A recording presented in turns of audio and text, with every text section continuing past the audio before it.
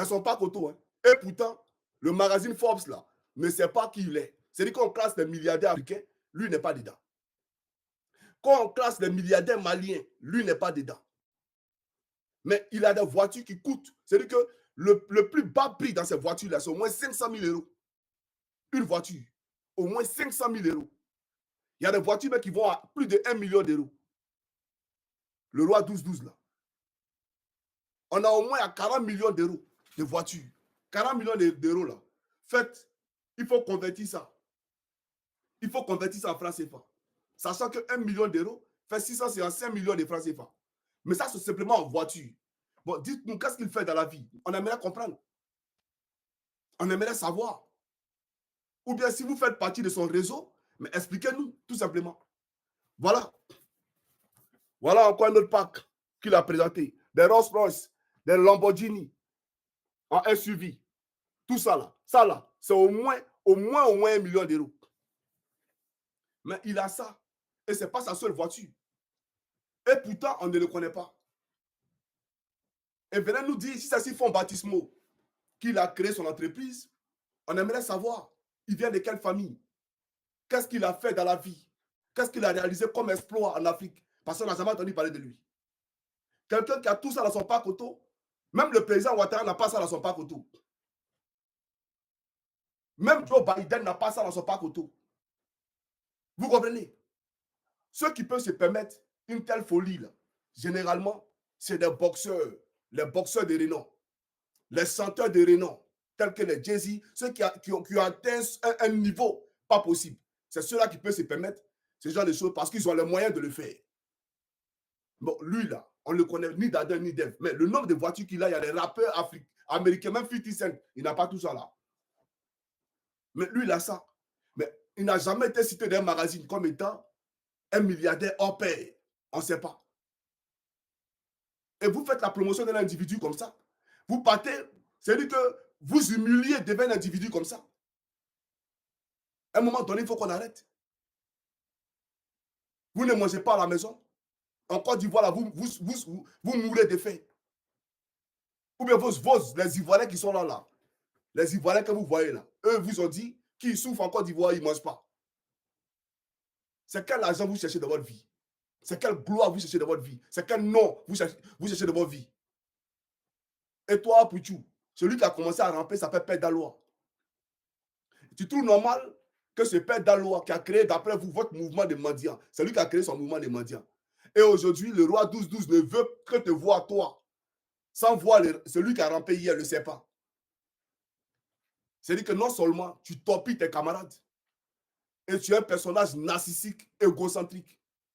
Parce que tellement tu es un mendiant que tu refuses de travailler. Voilà pourquoi tu es assis en Côte d'Ivoire là-bas.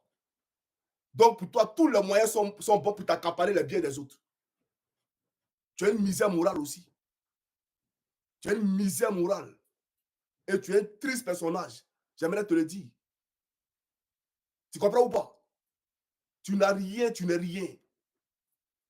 Parce que présenter l'argent, il y a ça là. C'est là de la mendicité. Donc tu n'as rien. Tu as compris? Mais j'aimerais te dire, il faut faire très attention. Il faut faire très attention. Parce que quand tu comptes ton image à un individu, et que demain, il y a des répercussions, demain, il y a des conséquences sur les actes que cet individu-là posait, que peut-être que tu ignores. Frère, tu ne vas pas venir dire à la Côte d'Ivoire que non, je suis innocent, je ne savais pas. Tu ne savais pas quoi? Son acte qu'il enlevait, il te donnait là. Ça quittait où? Tu connais qui sur la terre ici qui peut enlever 10 millions, 15 millions, te donne? Parce qu'il est trop généreux. Un milliardaire, il va t'apprendre à pêcher. Un milliardaire, il va t'apprendre à chercher l'argent. On ne sait pas dans quoi vous êtes. Hein? Mais j'aimerais vous dire, changez de nationalité, foutez la paix à la Côte d'Ivoire. Si vous voulez continuer ça, là, allez habiter au Mali. Allez habiter au Mali. Si vous habitez au Mali, personne ne parlera de vous. Mais tant que vous allez vous réclamer comme étant des Ivoiriens, on va vous dire que ça, là, ça déshonore la Côte d'Ivoire. Vous avez compris? Allez travailler. Tu n'es pas handicapé. D'après toi, tu fais 1m90. Tu es en forme comme une baleine. Mais va travailler. La mendicité, là, frère, à un moment donné, là, il faut arrêter. Tu as combien d'enfants, toi? Tu as un enfant? Voiture, même tu roules à Bidjan, c'est toi qui as acheté. C'est mendicité qui a acheté. Et toi aussi, tu as nargué d'autres personnes que tu as l'argent. Tu as quel argent, toi? Tu n'as rien. Tu es mendiant. Et mendiant, tu resteras. Tu as compris? Un homme normal, un homme sensé. Et de surcroît, tu as fait l'Europe. Donc, au moins, là, tu peux copier les bonnes choses de l'Europe. L'Europe t'a enseigné des choses, même si tu ne connais pas papier. Mais tu peux savoir qu'un homme normal ne peut pas avoir toutes ces voitures-là. Tu le sais très bien. Il a enlevé ça où? Tu ne te poses pas la question. Tout ce qui t'intéresse là, comment faire pour manger? À un moment donné, il faut qu'on soit sérieux. Hein. Je vais vous faire ici une anecdote. À l'époque, je recevais ici M. Soukou Tremetreme. Soukou Tremetreme, pendant le conflit qui opposait M. Afin Guessan à Feu Aboudraman Sangari. Et je m'étais proposé à l'époque de réconcilier les deux tendances du FPI. Soukou Tremetreme, on se souvient tous autant de Gbagbo. Il roulait une Q7, une Audi Q7. Ça venait à peine de sortir. Une Q7 hors série. Il roulait ça en Côte d'Ivoire. Un jour, Jean-Louis Bion l'a appelé. Allez demander à Jean-Louis Bion. C'est que Johnny Pacheco dit que c'est fou. Moi, il dit ici des noms. Sur le coup, très bien, il vit. Jean-Louis Bion l'a appelé. Il lui a dit, à ce moment, Jean-Louis Bion était le ministre de l'artisanat. Je crois, ministre de la Chambre du commerce, un truc comme ça. Et il a appelé pour lui dire, petit frère, je t'aime bien, tu es secrétaire général de FESI. Voilà pourquoi je n'ai pas de scandale. Mais voiture que tu roules là, cette voiture-là, elle est recherchée par Interpol. C'est une voiture qui a été volée en Belgique. Et tu es dedans, tu conduis ça. Sur le coup, maintenant, qui attrape sa tête pour dire, ah, monsieur le ministre, c'est pas moi, c'est Stéphane Kipré qui m'a vendu ça. Donc, sur le coup, maintenant, retourne vers Stéphane Kipré pour que Stéphane Kipré lui restitue son argent. Donc, c'est pour vous dire, ce genre de réseau-là, ça existe. Des gens qui volent des voitures en Europe ici et qui les font partir en Afrique. Ça existe.